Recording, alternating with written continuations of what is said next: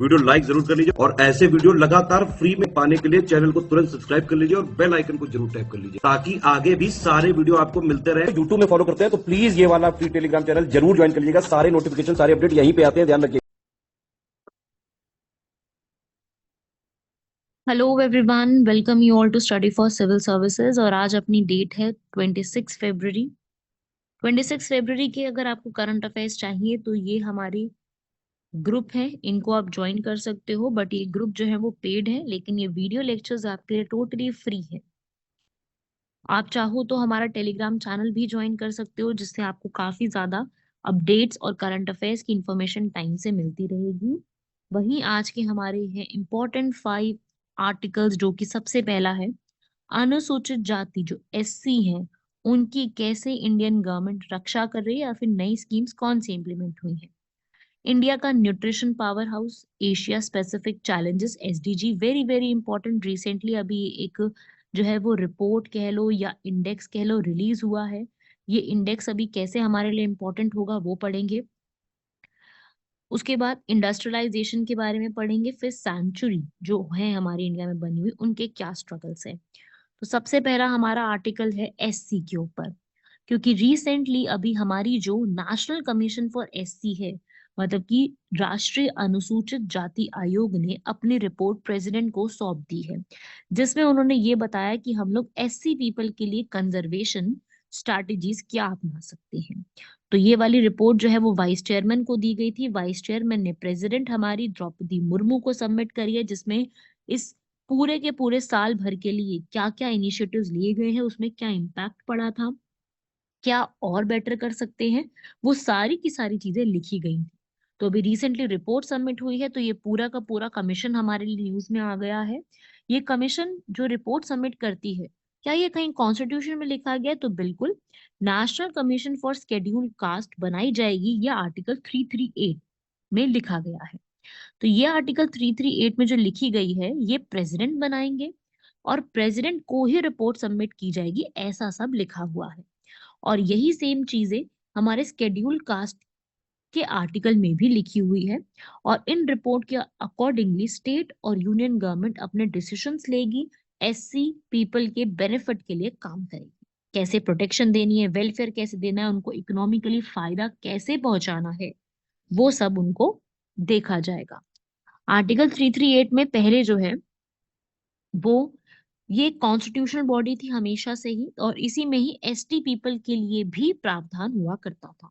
लेकिन ST people की ये डिमांड आई कुछ सालों बाद कि एससी और एसटी जोग्राफिकली और मतलब हर तरीके से हमसे अलग है, तो हमारे लिए एक अलग से कमीशन होनी चाहिए। तो एसटी पीपल की इस बात को मान लिया गया और एक अलग से commission, national commission for ST बना दी गई। तो इस तरीके से जब ये कमीशंस बनाई गई, सेपरेट सेपरेट कमीशंस बन गई हमारे इंडिया में, और इस तरीके से शेड्यूल कास्ट के लिए सेपरेट हो गया, शेड्यूल ट्राइब्स के लिए डिफरेंट कमीशन हो गई, जो कि अपने अपने रिस्पेक्टिव एरियाज में काम करती है। राइट। तो इस तरीके से ये बनाई गई नेशनल कमीशन फॉर एससी। अब इस रिपोर्ट में उन्होंने क्या हाईलाइट करा है वो अभी मिनट्स हमारे पास बाहर निकल के नहीं आए हैं, लेकिन अभी ये जल्द ही जब प्रेसिडेंट साइन कर देंगे इस रिपोर्ट को, और प्रेसिडेंट के बाद जो प्रोसेस होता है कि ये पार्लियामेंट में जाएगी, और जब पार्लियामेंट में भी इसको फाइनली पूरा एक प्रोसेस बना दिया जाएगा, पार्लियामेंट में जाने के बाद भी तब इसकी जो रिपोर्ट की जो रिकमेंडेशन है वो बाहर निकल के आएंगी, और फिर हम लोग उसके बारे में पढ़ सकते हैं, देन ही हम लोग स्टडी करेंगे इसके बारे में। तो अभी हम लोग क्या कर रहे हैं, अभी मैंने आपको सिर्फ एक कॉन्सेप्ट का ओवरव्यू दिया है। रिपोर्ट के रिकमेंडेशंस क्या है वो जैसे ही बाहर आ जाएंगे we will discuss about that. Okay. So ये था हमारा एक कॉन्सेप्ट। आई होप आप लोगों को ये क्लियर हो गया होगा। ऐसे ही हमारा सेकंड आर्टिकल है, जो कि है इंडिया का न्यूट्रिशनल पावर हाउस। बिकॉज अभी रिसेंटली ग्लोबल पल्सेस कॉन्फ्रेंस हुई है। ग्लोबल पल्सेस कॉन्फ्रेंस जो कि पल्सेस के ऊपर स्पेशली डेडिकेटेड थी। तो अगर कोई कॉन्सेप्ट पल्सेस पे ही सिर्फ डेडिकेटेड है, तो उसके लिए हम लोगों ने थोड़ा सा यहाँ पर पढ़ेंगे कि ग्लोबल न्यूट्रिशन कॉन्सेप्ट अभी क्या चल रहा है। ठीक है। तो थोड़ा सा अब हम देख लेते हैं ये जो पल्सेस की अभी कॉन्फ्रेंस अभी 14 से 17 तारीख तक रही थी। अच्छा, पता है कहाँ पे हुई थी ये? दिल्ली में हुई थी, इंडिया के दिल्ली में ऑर्गेनाइज हुई थी। दैट्स वाई हम लोग इसको डिटेल में स्टडी करेंगे। तो अभी ये रिसेंटली जो यहाँ पर हुई है ये करवाई किसने थी? ये थी ऑर्गेनाइजेशन जो थे इसमें, national agriculture cooperative marketing federation और ग्लोबल पल्स फेडरेशन, जिसमें उन्होंने बोला है कि इंडिया को प्रोडक्शन बढ़ानी पड़ेगी। बिकॉज देखो, इंडिया पल्सेस का लार्जेस्ट प्रोड्यूसर भी है, बनाता भी है, कंज्यूम भी करता है और इम्पोर्ट भी करता है। हम एक्सपोर्ट नहीं करते हैं, हम प्रोड्यूस तो करते हैं और सबसे ज्यादा खाते भी हैं। आपको पता है हर घर में रात को बनती है दाल, दाल दाल दाल बहुत ज्यादा फेवरेट है हमारी माओ की। अब हम इम्पोर्ट भी कराते हैं। तो उस रिस्पेक्ट में गवर्नमेंट ने भी बहुत मेजर्स लिए हैं। गवर्नमेंट ने पल्सेस की कल्टीवेशन बढ़ाई है, एमएसपी बढ़ा दिया इसके ऊपर, और बढ़ी भी है। ऐसा नहीं कि अब बढ़ी नहीं है। पहले के टाइम पे अगर मैं 2014 की बात करूं तो 171 लाख टन बनती थी पल्सेस। 2024 में आते 270 हो चुकी हैं, करीब 60% बढ़ चुकी हैं। तो सरकार यहाँ पर एमएसपी सबसे ज्यादा पल्सेस पे ही देती है, क्योंकि आपको पता है कि पल्सेस हमारे यहाँ पे कंज्यूम बहुत ज्यादा हो। ठीक है, तो उस रिस्पेक्ट में है इंडिया जो है सेल्फ सफिशिएंट कोशिश कर रहा है कि हम लोग जो है चिकपीस होते हैं, जो चना होते हैं, तुर की दाल होती है, वहां पे हम लोग थोड़ा सा सेल्फ सफिशिएंट बने और पल्सेस को हमें कहीं से भी इंपोर्ट ना करवाना पड़े। 2027 तक हम लोग इस चीज का टारगेट रख रहे हैं कि 2027 तक हम लोग प्रॉपरली खुद ही पल्सेस का सारा कुछ देखेंगे, किसी भी कंट्री से इंपोर्ट नहीं करवाने वाले हैं। तो गवर्नमेंट ने इसलिए सीड्स की वैरायटी भी यहाँ पर सब चीजों पे फोकस करा है। और ग्लोबल कॉन्फ्रेंस हुई है तो वही है कि इसमें हम बाकी कंट्री से जो भी टेक्नोलॉजी है वो सीख सकते हैं और अपने यहाँ पर इम्प्लीमेंट करके पूरी की पूरी चीजों को यहाँ पर अपने फायदे में ले सकते हैं। तो इस तरीके से ये आर्टिकल है जो आप लोगों को पता होना चाहिए था। क्लियर है भाई? बढ़ते हैं ऐसे ही हम लोग अपने नेक्स्ट आर्टिकल की तरफ, वो है एशिया पैसिफिक के एसडीजी। अभी रिसेंटली एसडीजी की एक रिपोर्ट निकाली गई है। किसने निकाली, नाम पढ़ेंगे यहाँ पर मेरे साथ। UN economic and social commission for Asia and Pacific. ये है एशिया और प्रशांत के लिए संयुक्त राष्ट्र आर्थिक और सामाजिक आयोग ने अपनी एक रिपोर्ट निकाली है। इस रिपोर्ट में उन्होंने एसडीजी पे ध्यान देने के लिए बोला है कि भाई जो हमारे एसडीजी हैं वो तो हम कर ही रहे हैं, पर ये एसडीजी हमें कितना फायदा दे रहे हैं वो तो पता चले। भाई इन्होंने बोला कि 2030 तक हम 17 के 17 एसडीजी गोल्स को मैक्सिमम अचीव कर लेंगे। पर क्या आपको लगता है ये पॉसिबल है? नहीं। इस रिपोर्ट में भी कुछ ऐसी सच्चाई हमारे सामने रखी गई है जो कि बहुत जरूरी भी थी, रियलिटी चेक हर कंट्री को प्रोवाइड करना एशिया और पैसिफिक में आने वाली। तो इन्होंने इस रिपोर्ट में पूरा पूरा बता दिया कि भाई जो आपने डिसाइड कर रहे थे कि पूरी गरीबी मिटा देंगे 2030 तक, हर व्यक्ति शांति समृद्धि से आनंद लेगा, ये भाई बहुत दूर का टारगेट है। 2030 तक ये जो सोचे बैठे हैं सारे, ये पॉसिबल नहीं है। ठीक है भाई, एक तो अनरियलिस्टिक से गोल तय कर लेते 2030 तक, पॉसिबल ही नहीं है ये चीज। ठीक है, इन्होंने सीधा बोला है कि भाई 17 में से एक भी ऐसा गोल नहीं है जो ट्रैक पे चल रहा हो। सच्चाई बोल दी ना कि भाई ऐसा ही है। आज के हिसाब से अगर हम बात करें तो 2030 तक तो छोड़ो, 2062 2062 तक अचीव नहीं कर पाओगे ये चीज। सिर्फ एसडीजी टारगेट में सिर्फ 116 बातों में से 11% बातें ही सिर्फ ट्रैक पे थोड़ी सी चल रही है। ठीक है, इन्होंने बोला क्लाइमेट के ऊपर जो हमारा एसडी 13 है वो अभी बहुत ज्यादा पीछे चल रहा है, उस पर सबसे ज्यादा ध्यान देने की जरूरत है। उस पर प्रोग्रेस नहीं हो रही, उस पर रिवर्स में जा रहे हैं हम लोग, रुकी भी हुई है और पीछे भी जा रहे हैं। इन्होंने बोला अगर हम क्लाइमेट पे ऐसे ही ध्यान देने लग गए तो हम क्लाइमेट से जुड़े हुए डिजास्टर से कब घिर जाएंगे हमें पता भी नहीं चलेगा। इन्होंने बोला बहुत सारी चीजों का तो हमको डेटा नहीं मिला, जिनका डेटा मिला है उसमें हम लोगों ने ये चीजें सारी बताई हैं। इन्होंने बताया जैसे कि एसडीजी 2 पे, एसडीजी 2 जो है मतलब वो हंगर के ऊपर मिटाने वाला, वो एसडीजी 3 6 7 ये सब अभी उतने ज्यादा अटेंशन में नहीं आ रहे जितना होना चाहिए। ठीक है भाई, तो एसडीजी क्या चीज है? सस्टेनेबल डेवलपमेंट गोल, सतत विकास, इस तरीके का विकास होता है जिसमें हम सभी लोग मिल करके विकास की ऐसी चीजों को तय करते हैं जिसमें हमारे रिसोर्सेज कम से कम इस्तेमाल हो और आगे आने वाली जनरेशन को भी रिसोर्सेज नसीब हो, जो कि यूनाइटेड नेशन ने 2015 में अडॉप्ट किया था और पूरे वर्ल्ड ने इस पे साइन किया था। ठीक है, तो बेसिकली वही है। मैं अगर इन शॉर्ट आपको एक्सप्लेन कर दूं तो ये पूरी रिपोर्ट ये कहती है कि आज के टाइम पे थोड़ा सा और ज्यादा ध्यान दो, आधारभूत संरचना, रिन्यूएबल एनर्जी के रिसोर्सेज, इन पे ज्यादा और ध्यान देने की जरूरत है, वरना पुअर प्रोग्रेस ही रहने वाली है और 2062 तक भी अचीव नहीं कर पाओगे। समझे? तो ये थी आपकी रिपोर्ट। मेन बात थी भाई रिपोर्ट किसने रिलीज करी और रिपोर्ट ने प्रोग्रेस बताई है या डिग्रेडेशन बताया है, ये हमें पता होना चाहिए। क्लियर है भाई? ऐसे ही हमारा आर्टिकल 4 आता है। आर्टिकल 4 कह रहा है कि जो भी औद्योगिकीकरण है वो बढ़ता ही जा रहा है, अत्यावश्यक हो चुका है, इम्पेरेटिव हो चुका है। ठीक है, हमारी जो कंट्री है समय से पहले औद्योगिकीकरण के चरण में प्रवेश किया, जिसकी वजह से जो अल्पसंख्यक है उनको फायदा ना पहुंच के गैप्स बढ़ते जा रहे हैं। एक तो कोविड की वजह से प्रॉब्लम हुआ, कोविड ने हमारे इकोनॉमिक फ्यूचर को वैसे ही तबाह कर दिया। ग्लोबलाइजेशन रुक गई थी उस टाइम पीरियड में, इन्फ्लेशन बढ़ गया था। ठीक है, हम लोग इंडिया में आत्मनिर्भर भारत प्रमोट कर रहे थे, तो इस टाइम पे जितनी भी ग्रोथ थी ना वो सब रुक गई थी। ठीक है, तो अब क्या है कि जो ग्रोथ हो भी रही है ना, वो कुछ ही सिर्फ तबकों को मिल रही है, मतलब जो अल्पसंख्यकों को मिल रही है, लेकिन कुछ ही, सबको नहीं मिल रही, जिससे इनइक्वालिटी और बढ़ती जा रही है। ठीक है, मतलब हो क्या रहा है आज के टाइम पे, लग्जरी गाड़ियां तो बिक रही हैं बहुत जबरदस्त, महंगी कारें तो आसानी से बिक रही हैं। क्यों? क्योंकि जो लेने वाले हैं वो बहुत ज्यादा ही अमीर हैं। लेकिन जो गरीब हैं या मिडिल क्लास है या और अल्पसंख्यक में आते हैं, वो तो जो खाने की जो ये प्राइसेस बढ़ रहे हैं ना उससे तक जूझ रहे हैं। तो ये जो एक गैप है ना अमीर और गरीब के बीच में, ये कुछ बढ़ता जा रहा है, और ये आगे आने वाले इंडिया का फ्यूचर होने वाला है। ऐसा रघुराम राजन और रोहित लांबा ने भी अपनी बुक में बोला है, जिसका नाम है breaking the mould, reimagining India's economic future. आने वाले 75 सालों में भी इंडिया अपने आप को इंडस्ट्रियलाइज नहीं कर पाएगा। मैन्युफैक्चरिंग सेक्टर बहुत रुक गया है। 1991 में रिफॉर्म्स हुए थे, लेकिन उसके बाद से क्या, उसके बाद से इंडिया जो है अभी चौराहे पे है। ठीक है, इंडस्ट्री में इन्वेस्टमेंट भी है, लेकिन अनएम्प्लॉयमेंट भी वैसे ही है। मतलब ऐसा नहीं कि इंडिया में प्रोडक्शन नहीं हो रही है या सर्विस सेक्टर नहीं ग्रो कर रहा, ग्रो सब कर रहे हैं, बट फिर भी अनएम्प्लॉयमेंट भी ग्रो कर रही है। ठीक है, तो हमारी यहाँ पर ज्यादातर जो हमारी एक ग्रोथ है ना वो मैन्युफैक्चरिंग की जगह सर्विस सेक्टर में आ रही है, टर्शरी सेक्टर जो है हमारा, तो वहां पे एम्प्लॉयमेंट ज्यादा जनरेट हो गई है। उसकी वजह से जो लेबर वर्क था ना वो थोड़ा सा रुक गया है। ठीक है, सर्विस सेक्टर में अपने को चाहिए हाईली स्किल्ड वर्कफोर्स, तो वहां पर तो अच्छा खासा अमाउंट भी लोगों को रिसीव हो रहा है एम्प्लॉयमेंट में।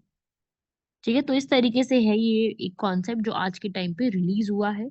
और एजुकेशन की भी अगर मैं बात करूं, तो एजुकेशन में भी इन्वेस्टमेंट काफी हो रही है, और स्कूल का एनरोलमेंट बढ़ रहा है, हायर है। ठीक है, लेकिन फिर भी इनएक्सेसिबल है, सबको नहीं मिल पा रही है फिर भी। ठीक है, कल्चर्स को भी अगर हम देखें यहाँ पर, तो इंडिया जो है यहाँ पर कुछ ऑक्यूपेशंस पे ज्यादा ध्यान दे रहा है, कुछ ऑक्यूपेशंस पे और कम होती जा रही है, कुछ नई नई ऑक्यूपेशंस और निकल के आ रही हैं। तो फ्यूचरली अगर हम प्रोग्रेस की, हम यहाँ पे स्टेप्स की बात करें, तो सबसे पहले तो इंडस्ट्रीज के जो लाइसेंस होते हैं, मतलब कि अगर आपने कोई ओपन अप करना है, कोई बिजनेस ओपन अप करना है, तो सबसे पहली बात तो गवर्नमेंट को जो ये लाइसेंसिंग और फीस जो होती है वो बहुत ही कम कर देनी चाहिए, लाइसेंसिंग को हटा हटा देना चाहिए, ताकि more people can enter into the industrial area, entrepreneurship और ज्यादा प्रमोट हो सके, पब्लिक प्राइवेट पार्टनरशिप भी कोलैबोरेशन में और बढ़े, इंफ्रास्ट्रक्चर बने ताकि कॉम्पिटिटिवनेस आए, ये भी इम्प्रूव किया जा सके। तो ये है आज के टाइम की नीड। ठीक है, ये एक प्रेजेंट कॉन्टेक्स्ट के हिसाब से मैंने आपको बताया। वहीं आते हैं हमारे आज के लास्ट आर्टिकल पे, जो कि सेंचुरी की स्ट्रगल्स पे बता रहा है। क्यों? क्योंकि अभी रिसेंटली तमिलनाडु की एक सेंचुरी है जिसका नाम है थांथाई पेरियर सेंचुरी। ये जो कि तमिलनाडु के इरोड एरिया में है, वहां पर जो है प्रॉब्लम देखी गई है।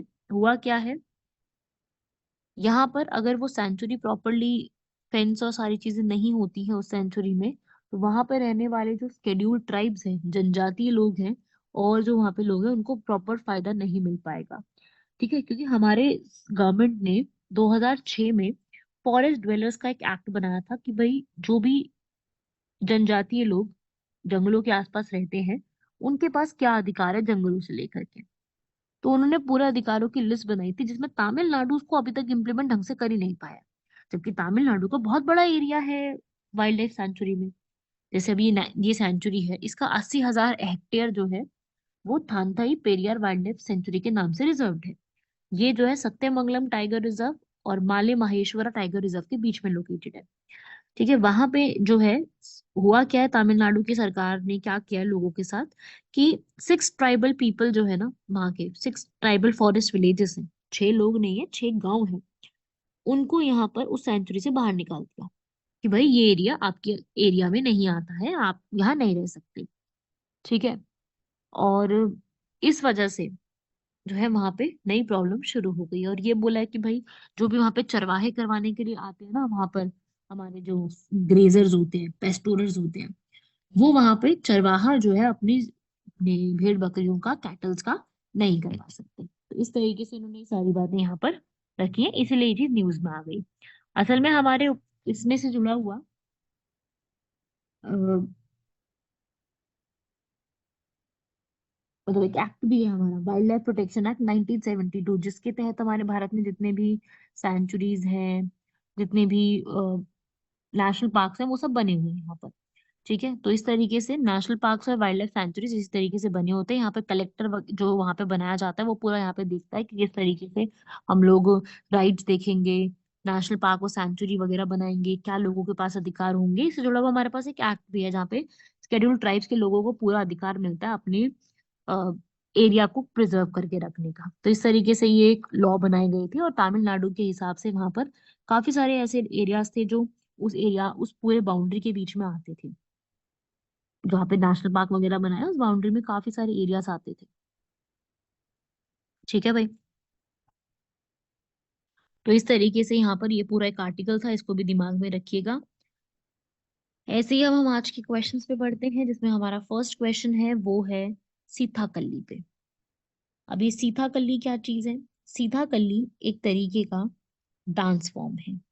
ठीक है, तो वही हमसे पूछा जाता है कि ये सीताकल्ली क्या चीज है। तो देखिए, सीताकल्ली बहुत पुरानी एक फोक आर्ट फॉर्म है, केरला से बहुत ही खूबसूरत तरीके से की जाती है। ये निकली थी कोल्लम डिस्ट्रिक्ट से। कोल्लम डिस्ट्रिक्ट कहाँ पे है? केरला में ही है।